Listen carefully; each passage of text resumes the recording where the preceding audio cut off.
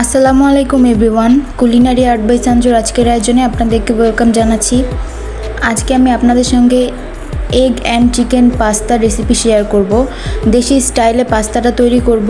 ছোটো থেকে বড় সবারই পছন্দ হবে এবং বাচ্চারা কিন্তু পাস্তা খেতে অনেক বেশি পছন্দ করে।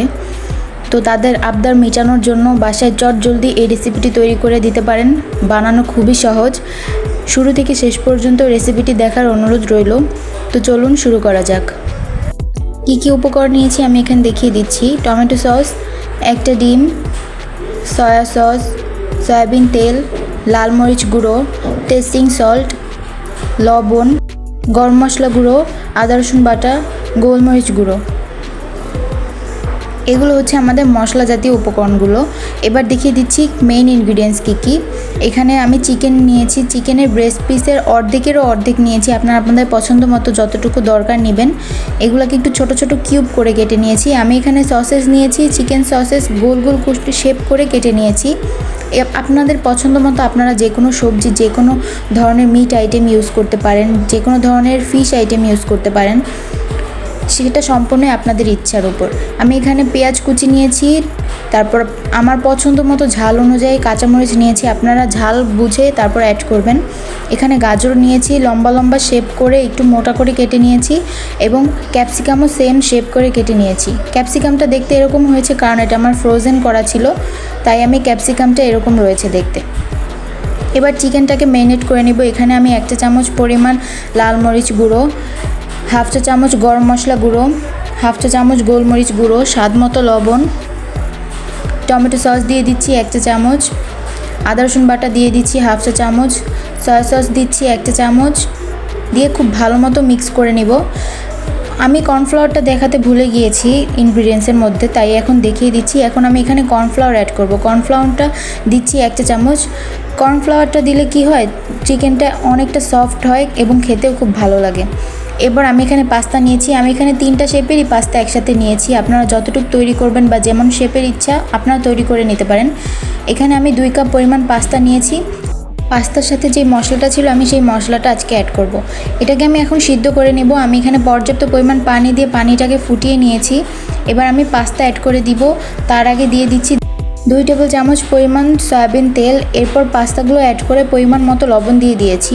সয়াবিন তেলটা অবশ্যই অ্যাড করার ট্রাই করবেন, এতে পাস্তাগুলো একটা একটা গায়ের সাথে লেগে যাবে না। এবং পাস্তাগুলো দিয়ে দেওয়ার পর ভালো মতো নেড়ে চেড়ে দিবেন। আমাদের পাস্তাগুলো সিদ্ধ হয়ে গিয়েছে। খুব বেশি নরম বা খুব বেশি শক্তও করতে হবে না। পারফেক্টভাবে সিদ্ধ করার জন্য আপনার হাতে চাপ দিয়ে দেখবেন পাস্তাটা কিন্তু সুন্দর মতো সফট হয়েছে এবং ভেঙে গিয়েছে, একদম নরম হয়ে যায়নি। এবার আমি পাস্তাটা রান্না করার জন্য এখানে একটা ফ্রাই প্যানে পর্যাপ্ত পরিমাণ তেল দিয়ে দিয়েছি। তারপর একটি ডিম নিয়ে নিয়েছি, এটাকে স্ক্র্যাম্বল করে নিব। ডিমটার মধ্যে যতটুকু দরকার ততটুকু লবণ দিয়ে দিচ্ছি। এরপর দিয়ে দিচ্ছি রসুন কুচি। আমি এখানে 2 কোয়া রসুনটাকে একদম ভালো মতো কুচি করে নিয়েছি। ভালো মতো নেড়ে চেড়ে নিচ্ছি। এবার চিকেনগুলো অ্যাড করে দিব। চিকেনগুলো অ্যাড করে চুলার আঁচটা একটু বাড়িয়ে দিবেন।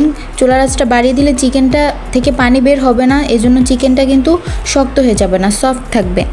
চিকেনটা ভেজে নেওয়ার পর এবার আমি সসেস দিয়ে দিচ্ছি। আপনারা চাইলে এটা বাদ দিতে পারেন, আমার বাসায় ছিল তাই আমি অ্যাড করেছি। সসেস দিলে কিন্তু খেতে আরও অনেক বেশি মজা হয়। তারপর দিয়ে দিব পেঁয়াজ কুচি এবং কাঁচামরিচ কুচি, এবং পেঁয়াজ কুচির জন্য যতটুকু লবণ দরকার ততটুকু লবণ দিয়ে দিচ্ছি। দিয়ে আবার ভালো মতো ভেজে নিচ্ছি। এবার আমি সবার আগে গাজরটা দিয়ে দিব। গাজর দিয়ে তারপর 2 টেবিল চামচ পরিমাণ সয়া সস দিয়ে দিয়েছি। পাস্তার যে মশলাটা ছিল সেখান থেকে পাস্তার মশলা দিয়ে দিতে হবে অল্প একটু, এবং দিয়ে দিয়েছিলাম গোলমরিচ গুঁড়া 1/2 চা চামচ। তারপর টমেটো সস দিয়ে দিচ্ছি 2 টেবিল চামচ। দিয়ে ভালো মতো নেড়ে নিব।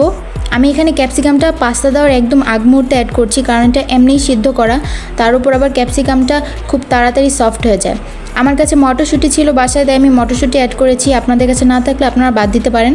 এরপর পাস্তাগুলো অ্যাড করে ভালো মতো নেড়ে চেড়ে নিব।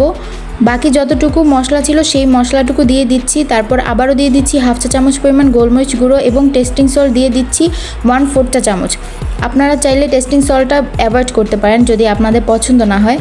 এরপর একটু লবণ চেক করে আমি আর একটু লবণ দিয়ে দিব। তারপর এখানে আমি দিয়ে দিয়েছি ধনিয়া পাতা। আমার এই ধনিয়া পাতাটা ফ্রোজেন করা ছিল।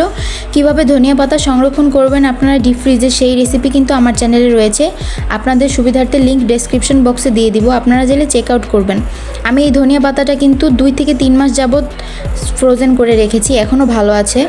ব্যাস তৈরি হয়ে গেল আমাদের খুব মজাদার pasta recipe. Egg and chicken সবাই কিন্তু পছন্দ করে এবং বাচ্চারা কিন্তু অনেক পছন্দ করে। এই পাস্তাটা বাচ্চাদেরকে বাসায় তৈরি করে দিবেন, তাহলে দেখবেন খুব মজা করে বাচ্চারা খাবে। আশা করি আপনাদের কাছে রেসিপিটি ভালো লেগেছে। ভালো লাগলে অবশ্যই আমার চ্যানেলে একটি লাইক করে দিবেন এবং আমার চ্যানেলটিকে সাবস্ক্রাইব করবেন। আমার রেসিপিটি শেয়ার করে দিবেন সবার সাথে এবং চ্যানেলটি সাবস্ক্রাইব করে পাশে বেল আইকনটি অবশ্যই ক্লিক করবেন, তাহলে রেসিপি ছাড়ার সাথে সাথে আপনাদের কাছে নোটিফিকেশন চলে যাবে। তো সবাই ভালো থাকবেন, আজ বিদায় নিচ্ছি। আল্লাহ হাফেজ, আসসালামু আলাইকুম।